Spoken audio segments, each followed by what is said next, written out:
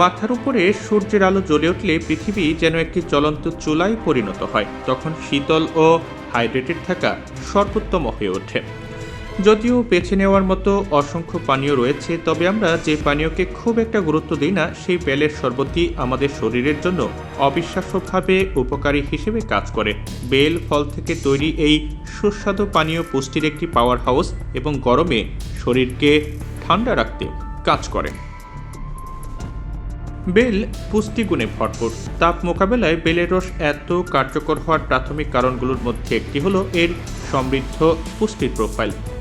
Science direct দ্বারা প্রকাশিত একটি সমীক্ষায় বলা হয়েছে যে বেল vitamin C, vitamin A, calcium, phosphorus এবং আয়রন সহ প্রয়োজনীয় ভিটামিন এবং খনিজ পদার্থে পরিপূর্ণ।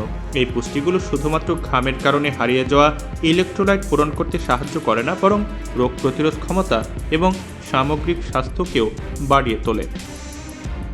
বেলের কুলিং বৈশিষ্ট্য।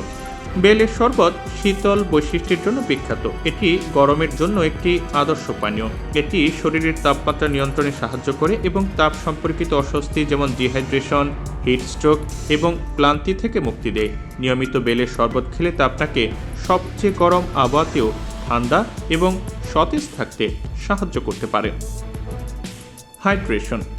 ফোসকা পড়া গরমে হাইড্রেশনের মাত্রা বজায় রাখা অত্যন্ত গুরুত্বপূর্ণ। বেলের শরবত একটি চমৎকার হাইড্রেটিং এজেন্ট, যা শরীরকে সর্বোত্তমভাবে কাজ করার জন্য প্রয়োজনীয় তরল সরবরাহ করে।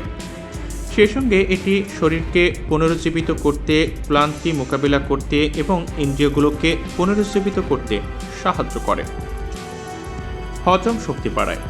বেলের শরবত তার পাচক বৈশিষ্ট্যের জন্য পরিচিত। এটি হজমের উন্নতিতে, কোষ্ঠকাঠিন্য দূর করতে এবং অন্ত্রের স্বাস্থ্যের উন্নতিতে সাহায্য করে। গবেষণা বলছে বেলের মধ্যে প্রচুর পরিমাণে ফাইবার রয়েছে। এই ফাইবারের উপাদান অন্ত্র মসৃণ রাখতে সহায়তা করে।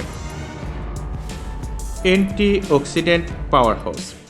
একটি সমীক্ষা বলছে যে বেলে অ্যান্টিঅক্সিডেন্ট রয়েছে, যা অক্সিডেটিভ স্ট্রেস এবং ফ্রি রেডিকেলের কারণে হওয়া ক্ষতি থেকে শরীরকে রক্ষা করতে গুরুত্বপূর্ণ ভূমিকা পালন করে। এই অ্যান্টিঅক্সিডেন্ট পার্থক্য প্রক্রিয়া ধীর করতে, স্বাস্থ্যকর ত্বক বজায় রাখতে এবং দীর্ঘস্থায়ী রোগের ঝুঁকি হ্রাস করতে সহায়তা করে।